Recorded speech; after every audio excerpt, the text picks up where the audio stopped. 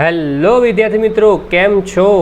હું છું સંદીપ સોની. સૌપ્રથમ દરેક વિદ્યાર્થીઓને મારા જય શ્રી કૃષ્ણ. વિદ્યાર્થી મિત્રો, આજના આ વિડીયો લેક્ચરની અંદર આપણે જોવાના છીએ કે એકાઉન્ટ્સની અંદર ચેપ્ટર નંબર 3 એ છે વસ્તુઓ અને સેવાઓ કર. હવે ક્વેશ્ચન એ થાય કે સાહેબ તમે અધવચ્ચેથી આ ચેપ્ટર કેમ લીધું? તો તમને એક વસ્તુ કહી દઉં કે આ જીએસટીનું જે ચેપ્ટર છે એ તમને ખ્યાલ આવી જશે, એનો કન્સેપ્ટ ખ્યાલ આવી જશે ને તો એને લગતી જે આપણે આમ નોંધ ભણવાની છે ને તેમાં વધારે ક્લિયર થશે. ઓકે, એટલે આ જીએસટી વિશે થોડુંક નોલેજ લેવું તમારે જરૂરી છે. હવે આ ચેપ્ટરનું ટૂંકમાં નામ કેવું હોય તો કહી શકાય જીએસટીનો પરિચય. વસ્તુઓ એટલે ગુડ્સ, સેવાઓ એટલે સર્વિસ, ગુડ્સ એન્ડ સર્વિસ, કર એટલે કે ટેક્સ એટલે કે જીએસટી, જેને આપણે શોર્ટમાં શું કહીએ છીએ? GST, goods and service tax. Done. હવે થોડુંક એનું ઇન્ટ્રોડક્શન લઈ લઈએ કે શું કહેશે, એટલે એ વસ્તુ ખાસ ધ્યાનમાં લેજો વિદ્યાર્થીઓ. ઇન્ટ્રોડક્શન જોવા જઈએ તો ઇન્ટ્રોડક્શન શું કહેશે, એમાં જે વિશેષ નોંધ આપેલી છે ને એ સમજીએ થોડુંક. કે વસ્તુઓ અને સેવાઓ કર એટલે કે વશેક, એને આપણે ટૂંકમાં શું કહીએ છીએ? વશેક. અને ઇંગ્લિશમાં તમારે ટૂંકમાં કહેવું હોય તો જીએસટી કહી શકાય. ડન. ચલો, વસ્તુઓ અને સેવાઓ કર દેશમાં આપણે તારીખ 1/7/17થી અમલમાં કરવામાં આવેલું છે.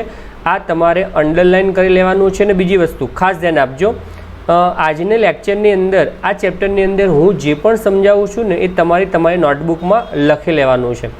વધારાનું કંઈ નથી કરવાનું. હું જે સમજાવું છું એ જ લખવાનું છે, બીજું કંઈ નથી લખવાનું. ઓકે, બીજું તમે ખાલી વાંચી જશો તો ચાલશે.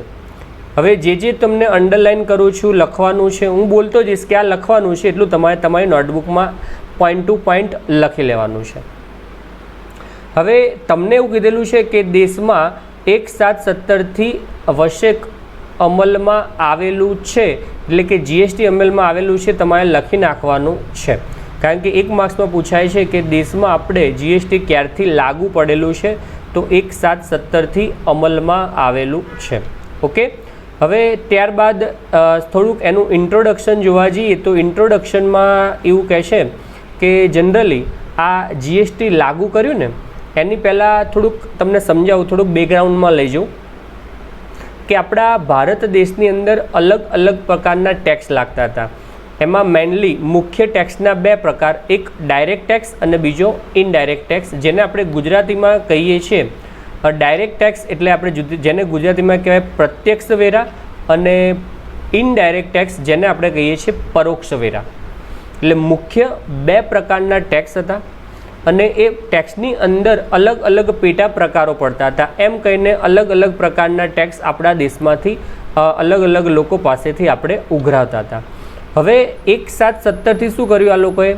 આ જે અલગ અલગ પ્રકારના જે ટેક્સ ઉઘરાતા હતા ને બધા જ બંધ કરી દીધા, ટોટલી બંધ. બસ એક દેશ એક વેરો, નિયમ શું લાવ્યા? એક દેશ એક વેરો. બસ આખા દેશમાં એક જ વેરો લાગશે. કયો? જીએસટી, જેને આપણે ગુજરાતીમાં કહીએ છીએ વસેક, જે આપણે 1 જુલાઈ 17થી દાખલ કરવામાં આવેલો છે. હવે ક્વેશ્ચન એ થાય કે સાહેબ તમે તો કીધું કે ડાયરેક્ટ ટેક્સ અને ઇનડાયરેક્ટ ટેક્સ, તો ડાયરેક્ટ ટેક્સમાં કયા કયા વેરા આવતા હતા સાહેબ, અને ઇનડાયરેક્ટ ટેક્સમાં કયા કયા વેરા આવતા હતા, એ તો જણાવો તમને. ચલો, એનું થોડુંક ઇન્ટ્રોડક્શન તમને આપી દઉં. એમાં ટૂંકમાં કયા કયા વેરા આપતા હતા ને એ અહીંયા આપેલા છે. જો ડાયરેક્ટ ટેક્સની વાત કરીએ, આ ડાયરેક્ટ ટેક્સ છે, એટલે જેને આપણે કહીએ છીએ પ્રત્યક્ષ વેરા. સોરી, આ પરોક્ષ વેરા છે. પ્રત્યક્ષ વેરા તો ડાયરેક્ટ એકમાં જ લાગતા હતા. બધા કેવા છે? Indirect tax. અને ઇનડાયરેક્ટ ટેક્સમાં અલગ અલગ પ્રકારના લાગતા હતા. જેમ કે એમાંય પાછા 2 ભાગ પડે. જો આપણે આપણા રાજ્ય ગુજરાત રાજ્યની વાત કરીએ તો ગુજરાત રાજ્યનો પરોક્ષ વેરો અલગ હતો. એની અંદર આટલો સમાવેશ થાય કે મૂલ્ય વૃદ્ધિ વેરો, જેને આપણે વેટ કહેતા હતા, વેલ્યુ એડેડ ટેક્સ. ખરીદ વેરો પરચેસ ટેક્સ કહેવાય. વેચાણ વેરો જેને આપણે સેલ્સ ટેક્સ કહીએ છીએ, કદાચ તમે ઇંગ્લિશમાં એના નામ સાંભળેલા હશે, પરચેસ ટેક્સ, સેલ ટેક્સ, બરાબર છે. મૂલ્ય વૃદ્ધિ વેરો જેને આપણે ઇંગ્લિશમાં કહીએ છીએ વેલ્યુ એડેડ ટેક્સ, જે વેટ કહીએ છીએ. મનોરંજન વેરો જેને આપણે કહીએ છીએ એન્ટરટેનમેન્ટ ટેક્સ, જે તમે કોઈ પણ પિક્ચર જોવા જાઓ કે અહીંયા જાઓ ને તો એમાં પિક્ચરની ટિકિટમાં જે ટેક્સ લેતા હોય છે ને એને મનોરંજન વેરો કહેવાય. બરાબર, એ એન્ટરટેનમેન્ટ ટેક્સ કહેવાય. તો આ બધા કેવા રાજ્ય માટેના પરોક્ષ વેરા છે. હવે કેન્દ્ર માટેના પરોક્ષ વેરા કેવા, તો કેન્દ્રીય વેચાણ વેરો, જેને આપણે ઇંગ્લિશમાં કહીએ છીએ central cell tax, central income tax, વધારાની કસ્ટમ ડ્યુટી, સેવા કર એટલે કે સર્વિસ ટેક્સ. આ બધા ઇનડાયરેક્ટ ટેક્સ પહેલાં લેવાતા હતા, પણ હવે એને બદલે બધું જ ઇક્વલ આવી ગયું જીએસટી. હવે કોનો સમાવેશ થયો? જીએસટીનો સમાવેશ થયો. બરાબર છે. હવે આપણે જીએસટી વિશે સમજીએ કે જીએસટીની અંદર પણ અલગ અલગ જાત જાતના ટેક્સ લેવાય છે. જેમ કે હવે રાજ્ય, આપણે ગુજરાત રાજ્ય છે તો ગુજરાત રાજ્યની અંદર આપણે ટ્રાન્ઝેક્શન કરવું હોય, વ્યવહાર કરવો હોય તો કયો ટેક્સ લાગે. ગુજરાત બહારના બીજા રાજ્ય સાથે આપણે વ્યવહાર કયો હોય તો જીએસટી કેવી રીતે ગણાય છે. બરાબર છે. તો જીએસટી કઈ રીતે અલગ અલગ રીતે ગણાય છે એની આપણે વાત કરીએ. ચલો હવે ધ્યાન આપજો, હવે ધ્યાનથી સમજજો. હવે સમજવા જેવું છે તમારા માટે. હા, હવે ક્વેશ્ચન એ તો સાહેબ લખવાનું શું, તો એક તો પેલું લખવાનું હતું એ તમારે, બીજું આ લખી શકાય તમારે, આ જેટલો ભાગ છે ને, આ જે કૌંસ કરું છું ને એટલું તમારે લખી કાઢવાનું એરો કરીને, આટલું હતું. બરાબર છે. અને બીજું તમારે આ પણ લખી કાઢવાનું, આ પોર્શન આખું પરોક્ષ વેરામાં કેન્દ્રના, રાજ્યના અને ટોટલ જીએસટી આ લખી કાઢવાનું તમારે. તમને ખબર હોવી જોઈએ નોલેજ તરીકે એક માર્ક્સમાં, એટલા માટે, બીજું કાંઈ નહીં. ચલો હવે મેન મહત્ત્વના મુદ્દા તરફ આવી જાઓ. ચલો તમે, કે આપણે જે અલગ અલગ કેન્દ્રમાં, અલગ અલગ રાજ્યમાં, અલગ અલગ કેન્દ્ર શાસિત પ્રદેશોમાં જે વ્યવહારો કરીએ છીએ, કે જે વસ્તુઓ અને સેવાનું લેવડ દેવડ કરીએ છીએ, તો એની ઉપર કયા કયા પ્રકારના ટેક્સ લાગે છે એ સમજાવું તમને. ચલો પહેલાં આપણે વાત કરીએ CGST. હવે CGST એટલે શું, જેને આપણે ઇંગ્લિશમાં કહીએ છીએ central goods and service tax. CGST ને શું કહેવાય? Central goods and service tax. જીએસટીનું તમને ખબર છે, ઓકે. અને જેનું ગુજરાતી વર્ઝન, ગુજરાતીમાં આપણે કહીએ છીએ કેન્દ્રીય વસ્તુઓ અને સેવાઓ કર.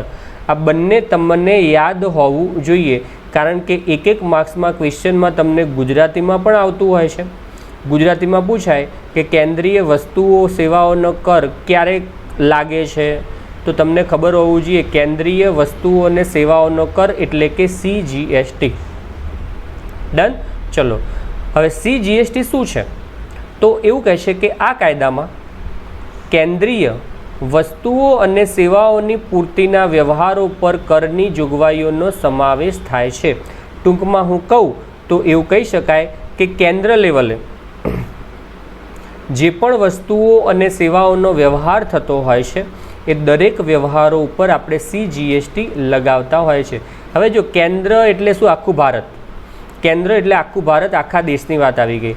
તો આખા ભારતની અંદર જે પણ વ્યવહારો થાય છે, ભાઈ ગુજરાતમાં કરો, મહારાષ્ટ્રમાં કરો કે વોટ એવર, જે પણ જગ્યાએ કરો, ત્યાં CGST તો લાગતું હોય છે, લાગતું હોય છે. ડન. ચલો ત્યારબાદ છે બીજું SGST. S यानी कि S stand for state. State GST એટલે કે state goods and service tax, જેને આપણે ગુજરાતીમાં કહી શકીએ રાજ્ય વસ્તુઓ અને સેવાઓ કર કાયદો. એ કાયદો શું છે? એ કાયદો એવું કહે છે કે આ કાયદામાં જે તે રાજ્યના વસ્તુઓ અને સેવાઓની પૂર્તિના વ્યવહારો પર કરની જોગવાઈ કરવામાં આવે છે.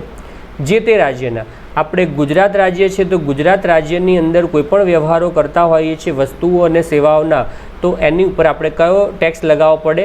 SGST એટલે કે રાજ્ય સેવાઓ, વસ્તુઓ અને સેવાઓનો કર લગાવવો પડે છે. ડન.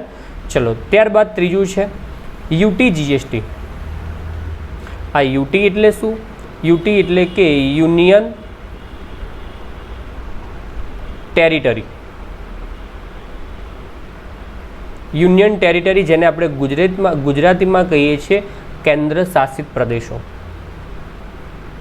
રાજ્ય એટલે સ્ટેટ એટલે કે SGST લાગે. આ UTGST કહેવાય. શું બોલાય? UTGST. UT એટલે કે યુનિયન ટેરિટરી, જે કેન્દ્ર શાસિત પ્રદેશો છે ને એની વાત કરી રહ્યા છે. કેન્દ્ર શાસિત પ્રદેશ વસ્તુઓ અને સેવાઓનો કર. તો એ કાયદો શું કહે છે?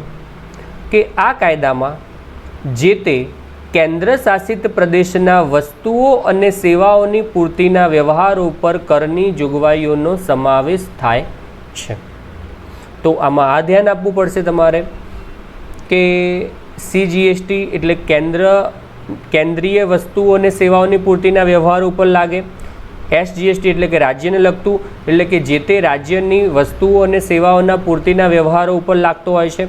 અને UTGST એટલે કે કોઈપણ કેન્દ્ર શાસિત પ્રદેશ જે છે એની વસ્તુઓ અને સેવાઓની પૂર્તિના વ્યવહારો ઉપર આપણે UTGST લગાવવું પડે છે. ડન. અને ત્યારબાદ આગળ જઈએ, મહત્ત્વનું આવે છે IGST. IGST એટલે શું? તો IGST એટલે કે જેને આપણે ઇંગ્લિશમાં કહી શકીએ ઇન્ટ્રા GST. ઇન્ટ્રા GST એટલે કે એક રાજ્યનું બીજા રાજ્ય સાથે જે વ્યવહારો કરીએ છીએ, અથવા તો એક રાજ્યનું બીજા કેન્દ્ર શાસિત પ્રદેશ સાથે વ્યવહાર કરીએ, અથવા તો એક કેન્દ્ર શાસિત પ્રદેશનું બીજા કેન્દ્ર શાસિત પ્રદેશ સાથે આપણે જે પણ આ બધા વ્યવહારો કરતા હોઈએ છીએ એને આપણે શું કહીએ છીએ? IGST, જેને ગુજરાતીમાં કહેવાય સંકલિત વસ્તુઓ અને સેવાઓનો કાયદો. ડન. IGST એટલે કે ઇન્ટ્રા GST. શું કહે છે કે આ કાયદામાં બે રાજ્યો અથવા તો બે કેન્દ્ર શાસિત પ્રદેશો વચ્ચેના આંતરરાજ્ય વ્યવહારો માટે વસ્તુઓ અને સેવાઓની પૂર્તિના વ્યવહારો કરની જોગવાઈઓનો સમાવેશ થાય છે. ડન. એટલે શું છે કે આપણે ગુજરાત રાજ્ય છે તો ગુજરાત રાજ્યને આપણે મહારાષ્ટ્ર રાજ્ય, રાજસ્થાન રાજ્ય, મધ્યપ્રદેશ રાજ્ય, ગોવા રાજ્ય, કોઈ પણ રાજ્ય સાથે આપણે કોઈ પણ વ્યવહારો, વસ્તુઓ કે સેવાઓની પૂર્તિ કરતા હોઈએ તો એની ઉપર કયો ટેક્સ લગાવવો પડે? IGST લગાવવો પડે છે તમારે. ડન. ખ્યાલ આવી ગયો. એવી જ રીતે આપણે કોઈ દિલ્હી યુનિયન ટેરિટરી જે કેન્દ્ર શાસિત પ્રદેશ છે તો કોઈપણ કેન્દ્ર શાસિત પ્રદેશ સાથે ગુજરાતને કોઈપણ કેન્દ્ર શાસિત પ્રદેશ સાથે વ્યવહાર કરવો છે તો IGST લાગે. હવે ગુજરાતને ગુજરાતની અંદર જ વ્યવહાર કરવો છે તો SGST લાગે. કોઈ કેન્દ્ર શાસિત પ્રદેશ છે તો કેન્દ્ર શાસિત પ્રદેશમાં જ વ્યવહાર કરવો હોય તો UTGST લાગે. ડન. એટલે આ વસ્તુ યાદ રાખજો. ચલો, ત્યારબાદ છેલ્લું કાયદો છે the GST compensation cess act, જેને આપણે ગુજરાતીમાં કહીએ છીએ વસ્તુઓ અને સેવાઓનો કાયદો, રાજ્ય વળતરનો કાયદો. શેષ એટલે કે જે તમને બાદ મળતું હોય, ઘટીને બાદ મળતું હોય એ. શું કહે છે કે આ કાયદા હેઠળ વસેકના એટલે કે GSTના અમલીકરણના કારણે જે રાજ્યોને વેરાકીય આવકમાં ઘટાડો થશે તેમને તે ઘટાડો ભરપાઈ કરી આપવાના અનુસંધાને છે. ખ્યાલ આવ્યો? શું કહે છે કે આ જે કાયદો છે એમાં શું કહે છે કે GSTનું આપણે અમલીકરણ કરીએ છીએ એમાં જે રાજ્યમાં ટેક્સમાં આવકમાં ઘટાડો થશે એમને આપણે જેટલો પણ ઘટાડો થયો છે એટલું ભરપાઈ કરી આપીશું. ભરપાઈ કોણ કરી આપશે? કેન્દ્ર લેવલ, સરકાર જ કરી આપે ને. એટલે કે જે રાજ્યમાં ટેક્સ ઓછો ઉઘરાયો હોય કમ્પેરેટિવલી દર વર્ષે જેટલો ટેક્સ, એટલે કે જેટલો ટેક્સ મળવો જોઈએ એના કરતાં ઓછો GST મળતો હોય તો જેટલો ઓછો GST મળે છે એનું ભરપાઈ કરી આપશે કોણ? કેન્દ્રમાંથી. એટલે માટે આને કહી શકીએ છીએ GST કમ્પેન્સેશન એક્ટ. બસ આ 5 કાયદા મેં તમને સમજાવ્યા છે, યાદ રાખજો. પણ હા, નીચે તમને શું કીધું છે કે આ 5 કાયદા વિદ્યાર્થીઓની જાણકારી માટે છે, પરીક્ષામાં અપેક્ષિત નથી. પણ હા, અપેક્ષિત નથી પણ આપણને નોલેજ મળ્યું છે આમાંથી. તો આ 5 કાયદા તમારે તમારી નોટબુકમાં લખી લેવાના છે. જે ડિટેલ્સમાં આપેલું છે એ પ્રમાણે તમારે તમારી નોટબુકમાં લખી લેવાના છે. બરાબર છે? ડન. ચલો આગળ જઈએ. હવે તમને વસેકનો અર્થ આપેલો છે, that is very most IMP પૂછાય કે GSTનો અર્થ સમજાવો. GSTનો અર્થ એટલે શું? GST કોને કહેવાય? હવે અર્થ શું કહે છે કે કેન્દ્ર સરકાર અને રાજ્ય સરકારનો વિવિધ પરોક્ષ કરવેરા રદ કરીને વસ્તુઓ અને સેવાઓને એક જ કર હેઠળ આવરી લેવામાં આવ્યા છે તેને આપણે GST તરીકે ઓળખવામાં આવે છે અથવા તો GST કહેવાય. આપણને ખબર જ છે ને કે આપણા કેન્દ્રમાં એટલે કે દેશની અંદર જે અલગ અલગ પરોક્ષ વેરા હતા એને આપણે કાઢી નાખ્યા છે, એની જગ્યાએ આપણે એક જ ટેક્સ લગાવીએ છીએ GST. એટલે લખાય કે કેન્દ્ર સરકાર અને રાજ્ય સરકારના જે વિવિધ પરોક્ષ વેરા છે એને વસ્તુઓ અને સેવાઓને એક જ કર હેઠળ આવરી લેવામાં આવેલા છે, તો એને શું કહેવામાં આવે છે? GST. એટલે કે વસ્તુઓ અને સેવાઓનો કર કહેવામાં આવે છે. આ વ્યાખ્યા લખી નાખજો, લખવાની છે તમારે, IMP છે, એક માર્ક્સમાં આવી શકે છે. જો આ ચેપ્ટરમાંથી વધીને તમારે વધીને 1 કે 2 માર્ક્સનું આવવાનું છે, અને પણ SQ MCQના સંદર્ભમાં આવવાનું છે તમારે. તો જે પણ કહું છું ને એ પ્રમાણે લખવાનું, બહુ લાંબુ ચોડું આમાં પડવાનું નથી. આ ડિટેલમાં હું સમજાવીશ. શું આ નોંધમાં જે ઉપયોગી થવાનું છે ને એને આપણે બહુ ડિટેલમાં લેવાનું છે, એ આપણે જોઈએ આગળ. ચલો હવે આગળ શું કહે છે કે વસ્તુઓ કે સેવાઓની પૂર્તિ પર લાદવામાં આવતો કર, એટલે કે વસ્તુઓ અને સેવાઓનો કર. એટલે ટૂંકમાં આ વ્યાખ્યા લખવી હોય તો લખી શકાય કે વસ્તુઓ અને સેવાઓની પૂર્તિ પર લાગવામાં આવતો ટેક્સ એટલે કે વસ્તુઓ અને સેવાઓનો કર, જેને આપણે ટૂંકમાં GST તરીકે ઓળખવામાં આવે છે. ડન. એના લક્ષણોમાં આપણે પડવું નથી અત્યારે. ઓકે, ચલો, અને લખવાના પણ નથી. ચલો, મેન છે આપણે વસ્તુઓ અને સેવાઓ અને બંનેની પૂર્તિ ટેક્સ કેવી રીતે લાગે છે ને એ સમજવાનું છે તમારે. ચલો હવે જો 2 કન્ડિશન છે આપણી જોડે. 2 કન્ડિશન શું હોય ધ્યાન આપજો. એક કન્ડિશન કે કોઈ પણ રાજ્ય છે તો રાજ્યને રાજ્યની અંદર જ વ્યવહાર થતા હોય, જેને આપણે કહીએ છીએ આંતરરાજ્ય. આ શબ્દ યાદ રાખજો. જેમ કે આપણે ગુજરાત રાજ્યની વાત કરું છું તો ગુજરાત રાજ્યને ગુજરાત રાજ્યની અંદર જ કોઈ પણ વ્યવહાર કરે છે, કોઈ પણ વસ્તુઓ અને સેવાઓની પૂર્તિ કરીએ છીએ તો એને કહેવાય આંતરરાજ્ય વ્યવહારો થતા હોય. અને બીજું ઓપ્શન છે એક રાજ્યનું બીજા રાજ્ય સાથે થતું હોય ટ્રાન્ઝેક્શન. જેમ કે ગુજરાતનું મહારાષ્ટ્ર સાથે, દિલ્હી સાથે, રાજસ્થાન સાથે, પોંડિચેરી સાથે, કોઈ પણ રાજ્ય સાથે વ્યવહાર થતા હોય તો એને આપણે કયું કહીએ છીએ? આંતરરાજ્ય ટ્રાન્ઝેક્શન કહેવાય. એટલે 2 પ્રકાર થઈ ગયા. આંતરરાજ્ય એટલે કે રાજ્યનું રાજ્યની અંદર વ્યવહારો થતા હોય, અથવા તો કેન્દ્ર શાસિત કોઈ એક કેન્દ્ર શાસિત પ્રદેશનું એ જ કેન્દ્ર શાસિત પ્રદેશની અંદર જ વ્યવહાર થતા હોય તો એ આંતરરાજ્ય કહેવાય.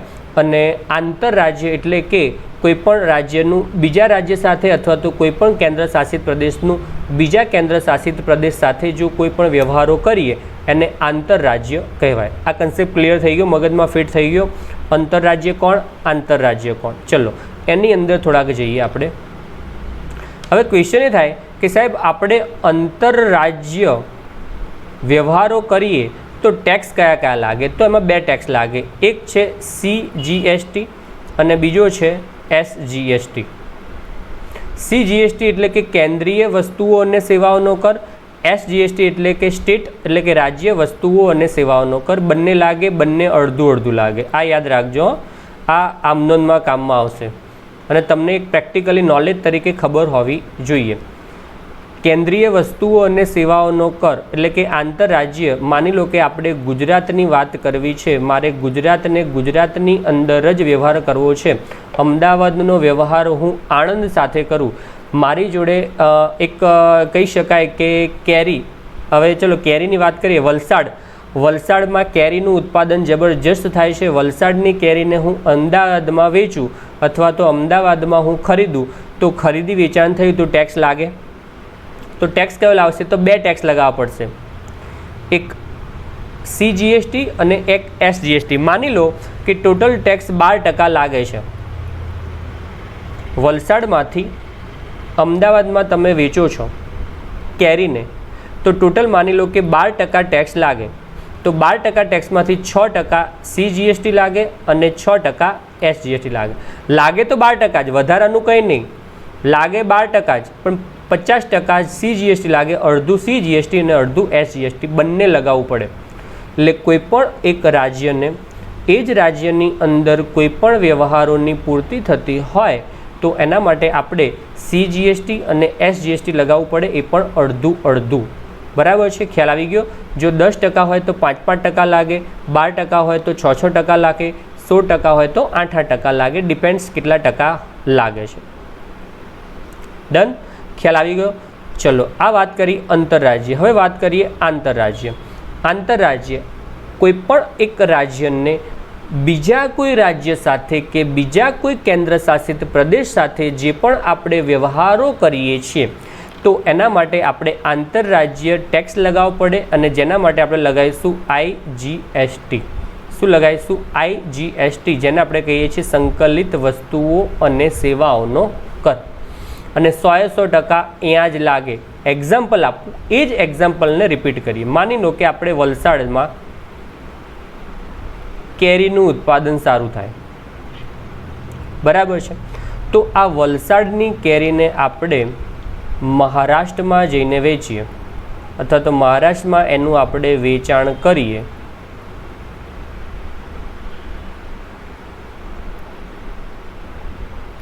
તો શું થશે? તો કયો ટેક્સ લાગશે? તો કે સાહેબ IGST લાગે. કેટલા ટકા લાગશે? તો કે માની લો કે ટોટલ 12% છે તો 12% IGST જ લાગશે. આમાં કોઈ ફાટા નથી. પછી એવું ના હોય આમાં કે ભાઈ 12 ટેક્સ લગાવો તો બધાનું અડધું અડધું લગાવો, એવું આમાં નથી. આમાં એક જ ઓનલી IGST જ લાગે. સંકલિત વસ્તુઓ અને સેવાઓનો કર. આ ધ્યાન રાખજો, આ આમનોનમાં કામમાં આવેલું, એટલે થોડુંક ડીપમાં જઉં છું. રાજ્યવાદ તો 2 ટેક્સ લાગશે, CGST, IGST. અને જ્યારે આપણે એક રાજ્યનું બીજા રાજ્ય સાથે ટ્રાન્ઝેક્શન કરતા હોઈએ તો IGST લાગે, એ પણ પૂરેપૂરો 100%. એમાં અડધું પડધું કંઈ ના હોય. ડન, આ કન્સેપ્ટ ખ્યાલ આવી ગયો, મગજમાં ફૂલ થઈ ગયું. ડન. ચલો આગળ જઈએ, થોડાક એના એક્ઝામ્પલ લઈએ. ચલો વન બાય વન આપણે સમજીએ. પહેલાં આપણે વાત કરીએ છીએ આંતરરાજ્ય, જે આપણે એક રાજ્યની અંદર એક કેન્દ્ર શાસિત પ્રદેશનું એક જ કેન્દ્ર શાસિતની અંદર જે વ્યવહારો થતા હોય એના વિશે સમજીએ. અહીંયા આપેલું છે, સમજીએ. એક્ઝામ્પલ ઓલરેડી મેં સમજાવી દીધેલું છે, પણ ડિટેલમાં સમજીએ. શું કહે છે કે આ પ્રકારની પૂર્તિમાં વસ્તુઓ અને સેવાઓનો અથવા બંને જે તે રાજ્ય જે તે કેન્દ્ર શાસિત પ્રદેશમાં પૂરી પાડવામાં આવતું હોય એના ઉપર લાગતું હોય છે. અને આમાં આપણે કેન્દ્રીય વસ્તુઓ સેવાઓનો કર એટલે કે CGST અને SGST લગાવીએ છીએ, બરાબર. હમણાં આપણે સમજાવીએ છીએ, બીજું કંઈ છે નહીં, એટલે યાદ રાખવાનું તમારે. અને હા, અમુક વાર એવું થાય કે સાહેબ આ રાજ્યની તો ખબર પડી ગઈ કે આપણું ગુજરાત રાજ્ય છે, ગુજરાત રાજ્યની અંદર જ તો વ્યવહાર કરવા હોય તો એક તો CGST લાગે અને બીજું SGST લાગે. પણ કોઈ પણ કેન્દ્ર શાસિત પ્રદેશ છે, માની લો કે કેન્દ્ર શાસિત પ્રદેશમાં આપણે લઈ લઈએ પોંડિચેરી. પોંડિચેરી છે તે તો UT છે, યુનિયન ટેરિટરી છે, કેન્દ્ર શાસિત પ્રદેશ છે. તો પોંડિચેરીની અંદર જ કોઈ પણ વસ્તુ કે સેવાની પૂર્તિ કરવી હોય તો 2 ટેક્સ, એક તો CGST અને S નહીં UTGST લાગે. કારણ કે આ શું છે? રાજ્ય નથી, સ્ટેટ નથી, યુનિયન ટેરિટરી છે, એટલે કે UTGST લાગે. સ્ટેટ હોત તો SGST લાગે. ડન, ખ્યાલ આવી ગયો? એટલે મેં તમને સમજાવી દીધું. ચલો આગળ શું કહે છે એના ઉદાહરણ તરફ જઈએ એટલે વધારે મજા આવશે આપણને. ચલો, કેન્દ્ર શાસિત પ્રદેશમાં જો GST લગાવવું હોય તો CGST અને UTGST લાગે છે, એ તમને મેં સમજાવ્યું. એક્ઝામ્પલ, અમદાવાદનો વેપારી છે, 10,000ના માલનું રાજકોટમાં, તો આ શું થયું? ગુજરાતનું ગુજરાતમાં જ થઈ ગયું. તો મગજમાં ગુજરાતમાં તો 2 ટેક્સ, CGST, SGST. તો જો 10,000નું 12% લેખે ટેક્સ ગણવાના છે, એટલે કે 1200 રૂપિયા ટોટલ ટેક્સ થાય છે આપણો. 10,000નું 12% લેખે કેટલો ટેક્સ થાય? 1200 રૂપિયા GST લગાવવાનો છે. પણ હમણાં કીધું મેં અડધું, એટલે કે 10,000ના 6% લેખે 600 CGST લાગશે અને 600 રૂપિયા SGST લાગે. ડન, આવું કીધું છે. ચલો હવે કોઈ કેન્દ્ર શાસિત પ્રદેશ, અહીંયા ચંડીગઢ લીધેલો છે, તો ચંડીગઢમાં પણ એવું જ 6% CGST લાગશે અને 6% UTGST લાગશે. અડધું CGST, અડધું UTGST. ચલો આગળ આપણે વાત કરીએ. એક રાજ્યની બહાર જઈએ આપણે, રાજ્યની બહાર કોઈ પણ ટેક્સ લગાવતા હોઈએ તો એના માટે શું છે કે આ પ્રકારની પૂર્તિમાં વસ્તુ કે સેવાઓનું બંનેની પૂર્તિની કોઈ પણ રાજ્ય કે કેન્દ્ર શાસિતની બહાર પાડવામાં આવે તો તો આપણે જોયું છે તો કયું લાગશે? IGST લાગશે, જે અહીંયા આપેલું છે. ડન. એનું એક્ઝામ્પલ આપેલું છે કે અમદાવાદમાં વેપારી દ્વારા ₹10,000નો માલ એ જયપુરના વેપારીને 12%ના વસેકથી વેચવામાં આવ્યો હોય. જયપુર, અમદાવાદથી જયપુર, મગજમાં વિચારો, અમદાવાદ ગુજરાતની બહાર એટલે IGST, તો પૂરેપૂરું 12% IGST લાગશે. ડન. તો 10,000ના 12% એટલે ₹1200 IGST લાગે. ધેટ્સ ઇટ, બીજું કાંઈ નથી. બરાબર. પણ ટૂંકમાં એનું અર્થઘટન આપેલું છે કે જ્યારે પોતાના રાજ્ય કે કેન્દ્ર શાસિત પ્રદેશની અંદર જ જે વ્યવહાર થતા હોય તેને આંતરરાજ્ય વ્યવહાર કહેવાય. આ વ્યાખ્યા છે. અને પોતાના રાજ્ય કે કેન્દ્ર શાસિત પ્રદેશ સિવાયના બહારના પ્રદેશમાં જો કોઈ પણ વ્યવહાર કરતા હોઈએ તો એને આંતરરાજ્ય વ્યવહાર કહેવાય. ખ્યાલ આવી ગયો? એટલે તમારે આમાં શું લખવાનું છે તમને કહી દઉં. તમારે આ કોષ્ટક આ વર્ગીકરણ બતાવવાની જરૂર નથી. તમારે અહીંયાથી ચાલુ કરવાનું છે. એક તો આ લખવાનું છે તમારે.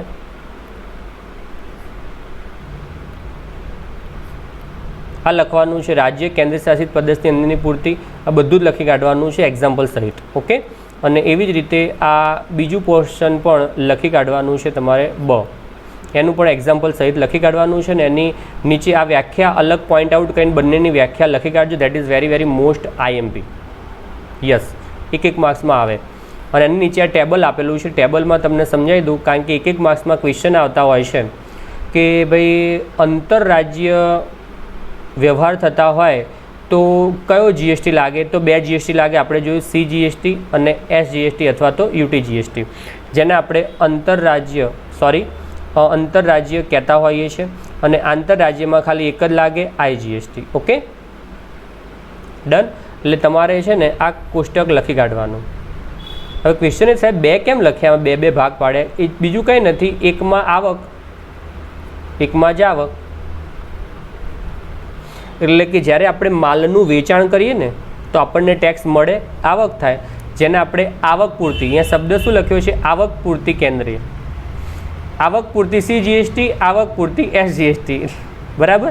અને અહીંયા જાવક પૂર્તિ CGST, જાવક પૂર્તિ SGST. અને આમાં પણ આવક પૂર્તિ IGST, જાવક પૂર્તિ IGST. ડન. આ કોષ્ટક લખી કાઢવાનું. બીજું વધારાનું હવે આગળ જોવા જઈએ તો કશું છે નહીં. લાભ તમારે વાંચી લેવાના છે, લખવાની કોઈ જરૂર નથી. બરાબર છે. અને રેટમાં તમારે વાંચવું હોય તો એકવાર વાંચી લેજો. ખાલી એક લાઈન આ લખી કાઢજો કે જેમાં આપણે 0% થી 28% સુધીના દરનો સમાવેશ કરેલો છે GSTની અંદર. આપણે આ એક માર્ક્સમાં ક્યારેક પૂછી નાખે કે GSTની અંદર કેટલાથી કેટલા ટકા સુધીનો સમાવેશ કરેલો છે. બાકી આ પરિશિષ્ટ 1 ને બધું તમારે યાદ રાખવાની અત્યારે કોઈ જરૂર નથી. એવું હોય તો એકવાર ખાલી વાંચી જવાનું છે, લખવાનું નથી.